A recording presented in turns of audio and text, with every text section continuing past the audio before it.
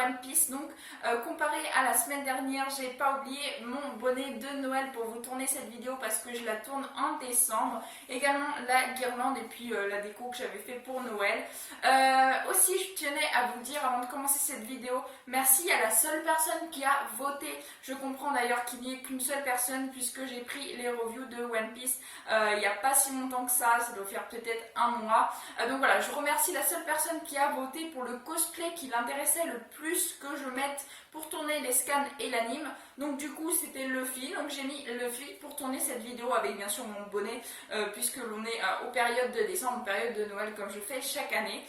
Donc voilà, c'est pour ça que j'ai mis mon cosplay de Luffy et que je le mettrai plus souvent que celui de Nami pour tourner mes vidéos de scan et mes vidéos d'anime. Et je te remercie toi qui as voté justement pour mon cosplay de Luffy. Donc on prend l'épisode avec donc l'équipage de l'eau et l'équipage de Luffy qui s'apercevait donc que Kaido était un dragon, que Kaido pouvait se transformer en dragon, et donc là ils vont s'apercevoir des fameux pouvoirs de Kaido en forme de dragon. Donc Kaido lui il est à Okobole là où il est apparu, justement où Shitenmaru et Jack étaient en train de combattre à l'épisode dernier. On a un petit passage aussi avec Holden qui se demande pourquoi Kaido est là. Est-ce que Kaido est là parce que lui-même s'est fait battre par Luffy et donc justement Kaido veut se venger par rapport à Holden et le tuer lui-même pour lui montrer qu'il n'aurait pas dû perdre contre Luffy, Luffy qui le recherchait d'ailleurs depuis quelques temps. Et donc Holden est vraiment très surpris de s'apercevoir que Kaido est là mais qu'il n'est pas là pour lui.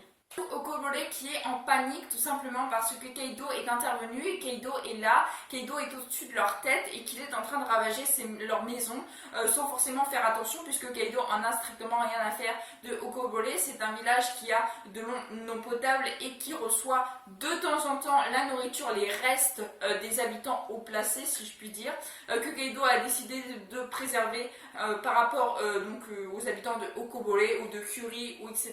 etc. Donc il y a plusieurs villages comme ça abandonnés à Wano et où Kaido n'en a strictement rien à faire comme Orochi. Suite à ça, Kinemon apprend que Luffy etc. n'ont pas été discrets et que c'est pour ça que Kaido est là parce que Kaido cherche Luffy. Il a appris que Luffy était sur l'île puisqu'il a fait du grabuge depuis qu'il est arrivé et c'est justement Kinemon qui commence à ne pas être content. Il avait bien précisé qu'il ne fallait surtout pas qu'il se fasse remarquer et donc là déjà Kaido est au courant, donc ça fait une partie de leur plan qui est mis vraiment à mal. Donc Kinemon n'est vraiment pas content suite à ça. Kinemon révèle qu'ils ont besoin justement des armes qui sont fabriquées à Wano pour pouvoir avoir l'équipage, son propre équipage Kaido, l'équipage des 100 bêtes en pleine forme. Ils ont également besoin des smiles. Les smiles ce sont les fruits du démon furtif qui ont été créés artificiellement par César Claw qui d'ailleurs a été capturé grâce à Luffy et ils ont détruit la centrale là où il fabriquait les smiles sur Punk Hazard. Également il est à l'origine de Doflamingo et de sa perte, de la capture de Doflamingo et également donc de la destruction de la deuxième usine de Smile qui se situait justement à Dressrosa. Donc Kaido a de bonnes raisons de vouloir s'en prendre au Mugiwara et donc Kinemon commence à flipper du fait que leur plan est un petit peu cassé suite à Luffy, ce qu'il a pu entreprendre, ce qu'il a fait, ce qu'il a démasqué, tout ça.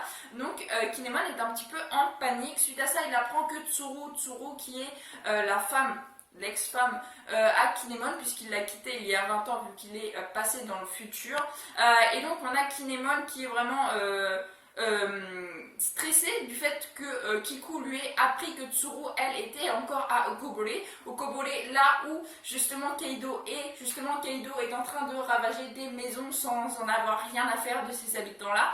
Donc Kinemon est obligé de partir avec Kiku pour pouvoir essayer de sauver Tsuru, donc son ex-femme ou sa femme, puisque visiblement elle ne s'est pas remariée, donc elle n'a personne pour la protéger vis-à-vis de Kinemon. Luffy, juste avant que Kinemon parte, on a Luffy qui part justement, qui veut essayer de stopper Kaido tout seul, mais il veut essayer donc de stopper Kaido. Il sait que c'est à cause de lui-même que Kaido est intervenu, donc il veut vraiment aller l'affronter tout de suite. Et on a l'eau bien sûr avec sa technique de Vroom qui arrive à le rattraper en 2 temps 3 mouvements en se téléportant en quelque sorte avec sa technique, qui arrive à rattraper Luffy. On a Kaido qui poursuit d'abord Shiten Maru pour lui proposer, parce qu'il se rappelle bien sûr que Shiten Maru était dans ceux qui ont voulu le détrôner il y a déjà 20 ans de ça, et donc il se rappelle que il l'avait attaqué. Donc il lui dit qu'il veut bien faire table rase du passé si Shiten Maru se met à rejoindre l'équipage donc de Kaido, l'équipage des 100 bêtes. On a Shiten Maru qui est vraiment pas indécis, mais il est en train de courir et il se demande s'il ne faudrait pas qu'il attaque Kaido, mais il sait probablement qu'il n'a aucune chance, donc il essaye de courir sans répondre à Kaido. On apprend également que Kaido est ivre, ça m'a pas beaucoup surpris, puisque Kaido est toujours en train de boire, et c'est d'ailleurs ça qui l'avait mis plus ou moins en rogne et décidé à aller justement à Okobore pour voir si Luffy n'y était pas. Donc voilà, donc Kaido est ivre, ça m'a vraiment pas surpris de l'apprendre. On a Hawkins qui prend la décision qui va peut-être sauver Okobore, tout simplement parce qu'il dit à Kaido qu'il a vu l'équipage de Luffy, etc., au château, aux ruines du château d'Oden, et que c'est là-bas qu'il faut que Kaido se rende s'il veut mettre fin à l'équipage du chapeau de paille. Et donc Hawkins lui était pas du tout au courant de ça, c'est simplement le fait qu'il y ait un mythe qui parlait que dans 20 ans, et dans 20 ans c'était cette année, que les samouraïs viendraient pour se venger, et c'est pour ça donc que Hawkins lui a dit d'aller voir dans les ruines du château d'Oden, mais lui-même ne savait vraiment pas que l'équipage se trouvait réellement là-bas. Donc Kaido se dirige bien sûr vers les ruines du château d'Oden, là où il y a beaucoup de personnages de Luffy, enfin de l'équipage de Luffy. Il y a pratiquement tout son équipage qui est là-bas, sauf 3-4 personnes.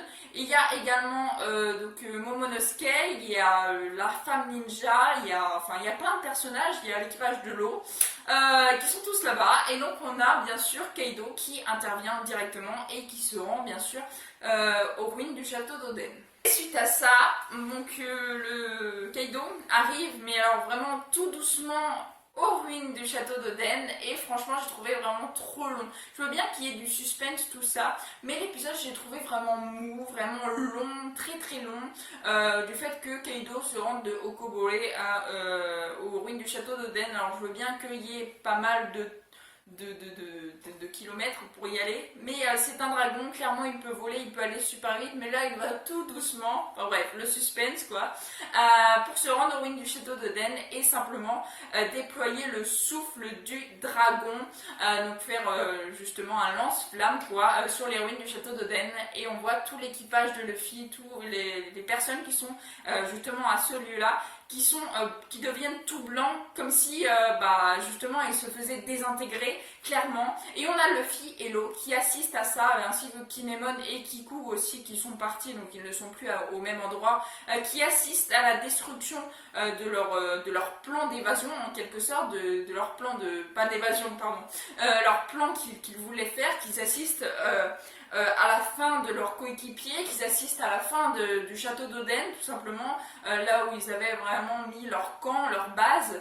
Ils assistent à la fin, et puis on a Luffy bien sûr qui a le mot de la fin, c'est le héros, donc clairement c'est logique. Luffy qui est totalement dévasté, mais qui s'empare d'une colère, d'une rage incommensurable, qui est vraiment très très énervé, remonté contre Kaido. L'épisode se termine comme ça. Alors franchement l'épisode se termine juste trop bien, mais tout du long de l'épisode j'ai trouvé vraiment très long. Je sais pas ce que vous en pensez. Franchement, n'hésitez pas à me le dire dans les commentaires, je vous répondrai. Parce que je l'ai trouvé vraiment trop long.